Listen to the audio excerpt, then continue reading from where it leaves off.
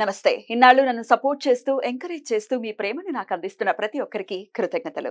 అలాగే ఈ వీడియో కూడా ఖచ్చితంగా మీకు ఉపయోగపడుతుంది. లైక్, షేర్ అండ్ సబ్స్క్రైబ్ చేసి మీ సపోర్ట్‌ని నాకు అందించండి. అలాగే ఈ వీడియో పట్ల మీకున్న అభిప్రాయాన్ని కామెంట్ సెక్షన్‌లో కామెంట్ చేసి తెలియజేయండి.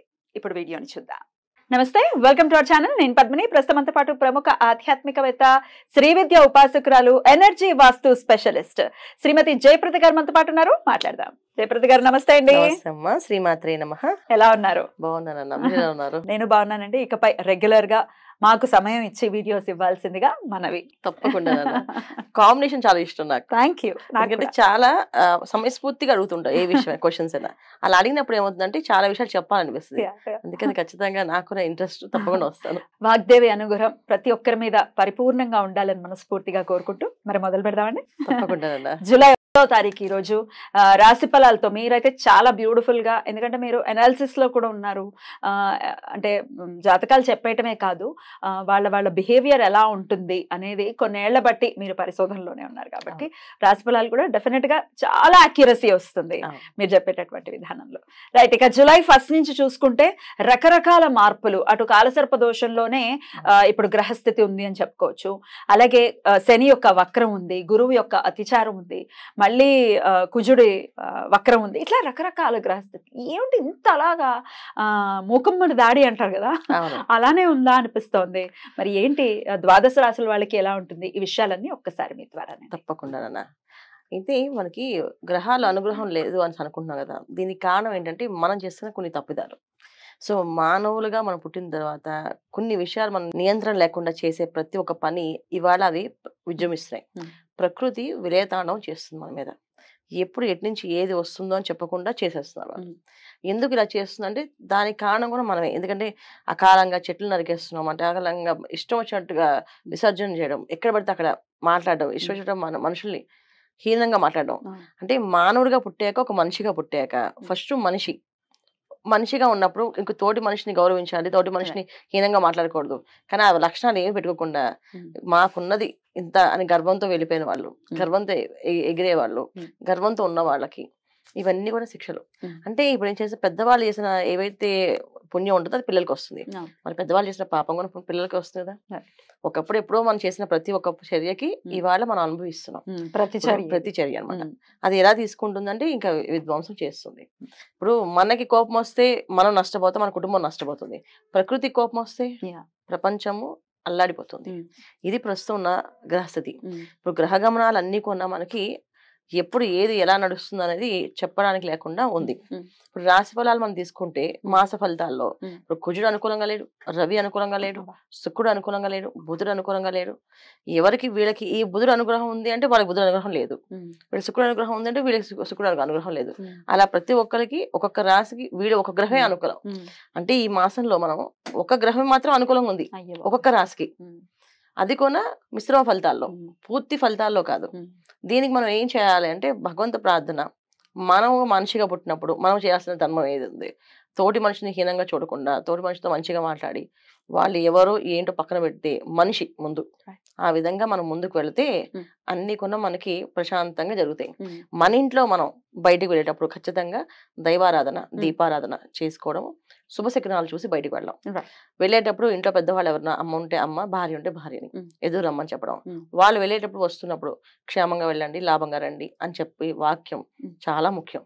ఒకప్పుడు ఇలా ఉన్న ఇప్పుడు ఈ ప్రస్తున్న కాలానికి, ఈ విషమ కాలానికి మాత్రం ఖచ్చితంగా ఇంట్లో శుభశకునాలు చూసుకొని బయలుదేరడం అనేది చాలా చాలా అవసరం.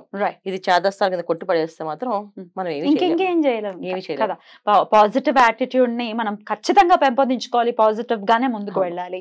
ఎందుకంటే చాలా భయానకమైనటువంటి ఇవాళ కూడా చూసుకుంటే అక్కడ ఫైర్ యాక్సిడెంట్ జరిగింది ఇక్కడ జస్ట్ మనకి హైదరాబాద్ దగ్గరలోనే, లింగంపల్లి దగ్గరలో జరిగింది ఫ్యాక్టరీ. సో ఎక్కడ చూసినా వార్త అనేది ఏదైనా వస్తుందంటే అది భయం వేసేస్తుంది, ఏం జరిగిందిరా ఏం జరిగిందిరా. సరే, మరి గ్రహస్థితి ఇంత దారుణంగా ఉన్నప్పుడు డెఫినెట్ గా మనం మన జాగ్రత్తలు తీసుకోవాలి, దైవారాధన మస్ట్ అండ్ షుడ్ గా చేసుకోవాలి, అందులో ఎటువంటి డౌట్ లేదు. అయినప్పటికీ ఒకసారి ద్వాదశ రాశులకి విడివిడిగా ఒకసారి మాట్లాడుకుంటే పర్టికులర్ గా ఏ విషయాల్లో ఏ రాశుల వాళ్ళు జాగ్రత్త పడాలి అనేది ఒక్కసారి వివరించండి. తప్పకుండా. మరి మొదలు పెడదాం. ఇక మిథున రాశి వారికి ఈ జూలై మాసం ఎలా ఉండబోతుంది అనుకోవచ్చండి? తప్పకుండా. మిథున రాశి వాళ్ళకి బ్రహ్మాండంగా ఉంది అనుకోవడానికి ఏంటంటే రాశిలోనే గురువు ఉన్నారు కనుక శుభగ్రహం ఎప్పుడైతే రాశిలో ఉందో మనకి అంతా శుభమే జరుగుతుంది ఖచ్చితంగా. ఎందుకంటే ఎటువంటి సిచ్యువేషన్స్ అంటే ఆ రాశికి అయినా యోగించినా యోగించకపోయినా ఒక శుభగ్రహం ఒక స్థానంలో ఉంటే శుభ ఫలితాలు ఇస్తే తప్ప చెడు ఫలితాలు ఇవ్వరు. ఒక మంచి మనిషి మన ఇంట్లో ఉంటే మంచి తప్ప చెడు అయితే చేయరు కదా. అదే ఒక చెడ్డ మనిషి మన ఇంట్లో ఉంటే మాత్రం అన్ని చెడు పనులు చేస్తుంటారు. సో మిథున రాశి వాళ్ళకి గురువు ఉండడం చాలా అదృష్ట యోగం. కానీ ఈ మాసంలో రవి కూడా ఉన్నాడు అక్కడ. సో రవి ఉండడం వల్ల వీళ్ళకి తెలియకుండానే అహంకారం, కొంచెం రకమైన గర్వము అనేది బాగా పెరుగుతుంది. మామూలుగా సాఫ్ట్ గా అందరితో కలుపుకొని కలుపుకోలుగా పనిచేసుకునే మనుషులు నాకు ఒక స్థానం కావాలి, నాకు ఒక పోస్ట్ కావాలి అని చెప్పి వెళ్ళి గొడవ పెట్టుకొని ఆ స్థానాన్ని కోల్పోతారు అన్నమాట వీళ్ళు. ఇది కొంచెం జరుగుతుంది. సో 14వ తారీఖు వరకు జాగ్రత్తగా ఉండాలి. జూలై 14 వరకు రవి అక్కడ ఉంటాడు. జూలై 14 తర్వాత కర్కాటకంలో మారుతారు. ఈ మారే వరకు వీళ్ళు జాగ్రత్తగా ఉండాలి. అయినప్పటికీ రెండవ స్థానం మళ్ళీ వాక్కు స్థానంలో అయితే ఇక్కడ రవి కర్కాటక రాశిలో ఉన్నప్పుడు ఏంటంటే ఆరోగ్య విషయం మీద దెబ్బతీస్తారు. సో కంటికి సంబంధించిన ప్రాబ్లం కానీ వెన్నుకు సంబంధించిన ప్రాబ్లం కానీ వస్తాయి. సో ఆరోగ్యాన్ని జాగ్రత్తగా కాపాడుకోవడం, ఆహార నియమాలు పాటించడం. ఈ 14 తర్వాత వీళ్ళు కొంచెం ఆహార విషయంలో టైంకి తినడం, టైంకి పడుకోవడం, అంటే ఎప్పుడు పడితే అప్పుడు ఏ ఫుడ్ పడితే ఆ ఫుడ్ తినకుండా ఒక శుభ్రమైన ఫుడ్ ఆహారం అంటే భోజనంలా చేయడం, టిఫిన్లా చేయడం అలాంటివి చేయాలి తప్ప విపరీతంగా ఈ సాత్వికం కాకుండా తామసం కలిగిన ఆహారాలు శుభ్రంగా తినేస్తుంటే గ్యాస్కి సంబంధించిన ప్రాబ్లమ్స్ వచ్చి పొట్టంతా వాళ్ళకి విపరీతంగా ఎటువంటి ఇబ్బంది వస్తుంటే అది హార్ట్ అటాక్ అనేది క్రియేట్ చేస్తారు. అది హార్ట్ అటాక్ అని చెప్పి హాస్పిటల్ తీసుకెళ్ళి ఐసీయూలో పెట్టే వరకు చెప్పరమాట డాక్టర్స్ కూడా. అలాంటి పరిస్థితి వీళ్ళకి మిథున రాశి వాళ్ళకి ఈ మాసం ఉంది. వీళ్ళ ఆహార విషయంలో జాగ్రత్తగా ఉంటే ఇవంటి ఇబ్బందులు రావు. జనరల్గా కడుపు నొప్పి కానీ అది గుండె నొప్పి కింద మార్చేస్తుంటారు డాక్టర్స్ దగ్గరికి. ఎందుకంటే ఆ సిచ్యువేషన్ వాళ్ళ తప్పు కాదు, వీళ్ళ తప్పు కాదు, ఆ పరిస్థితి సమయం అలా ఆడుకుంటుంది వీళ్ళతోటి. అందుకని వీళ్ళు జాగ్రత్తగా ఉండాల్సింది సాత్విక ఆహారం తీసుకోవడం. తర్వాత ఉద్యోగాలు చేసేవాళ్ళు చాలా జాగ్రత్తగా ఉండాలి. ఎక్కడైనా మాట తేడా వస్తే ఉద్యోగం పోయే అవకాశం ఉంది. ఒకసారి ఉద్యోగం పోతే మళ్ళీ రావడం చాలా కష్టం. ఎందుకంటే మిథున రాశిలో గురువు ఉన్నప్పుడు ఏదైనా సరే నిదానంగా ఇస్తాడు ఆయన, వెంటనే ఇవ్వడం. సో అందుకని ఈ మిథున రాశి వాళ్ళు ఉద్యోగాలు చేసేవాళ్ళు ఉద్యోగాలను అలా ఉంచుకోవడం చాలా ఉత్తమం. ఉద్యోగం మానేసి కొత్త ఉద్యోగంలోకి వెళ్దామని రవి భగవాన్ ఎప్పుడైతే గురువుతో కలిశాడో వీళ్ళు తెలియని ఒక అహంకారం వాళ్ళ మీద వాళ్ళకే ఒక ధైర్యం వచ్చేస్తుంది. మాకు ఆత్మస్థైర్యంతో మేము నిర్ణయం తీసుకుని అనుకుంటారు. అది ఆత్మస్థైర్యం కాదు, అది గర్వం. అది వాళ్ళు తెలుసుకోలోపుకి ఇక్కడ ఉన్న పోస్ట్ పోతుంది. అందుకని ఉద్యోగస్తులు ఎవరు కూడా నోరు పారేసుకోకుండా జాగ్రత్తగా ఉన్న ఉద్యోగాన్ని కాపాడుకోవాలి. ఇప్పుడున్న పరిస్థితి ఏంటంటే ఉద్యోగం పోతే రాదు, ఎంత కొంత జీతం వస్తుంది, అసలు జీతమే లేకుండా పోతే చాలా కష్టపడాలి. సో ఇది జాగ్రత్తగా ముందు జాగ్రత్త వీళ్ళకి. తర్వాత ఆనందములు కుటుంబ సభ్యులు అందరూ కూడా వీళ్ళు సపోర్ట్గా నిలబడే అవకాశం ఉంది.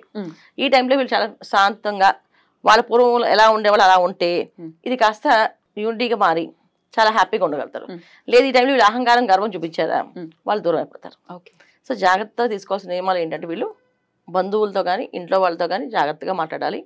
ఉద్యోగాల విషయంలో తొందరపాటు నిర్ణయాలు తీసుకోకూడదు. అలాగే కొత్త వ్యాపారాలు చేద్దాం, ఈ వ్యాపారం కాదని చెప్పి కొత్త వ్యాపారాల జోలికి వెళ్లకుండా ఉన్న వ్యాపారాన్ని అలా చేసుకుంటూ వెళ్ళాము. ఇప్పుడున్న పరిస్థితి అస్సలు బాధ, విషమకాలం ఇది చెప్పాలంటే. ఇంత విషమకాలం అంటే వీళ్ళకే కదా, అన్ని రాష్ట్రాల వాళ్ళకి విషమకాలమే.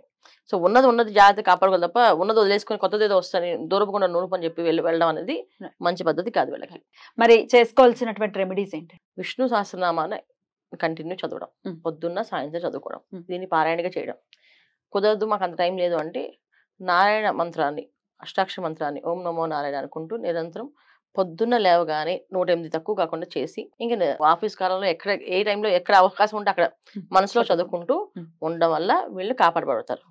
లేకపోతే ఏమీ తెలియకుండా ఎవరు పక్క వాళ్ళతో ఏదో సరదాగా సహాయం చేద్దాం అనుకుంటే వీళ్ళు గాయపడే అవకాశాలు, వీళ్ళకి ఇబ్బంది పడే అవకాశం కనిపిస్తుంది. రైట్. సో జాగ్రత్త అనివార్యం మిథున రాశి కూడా. చాలా చక్కగా వివరించారు.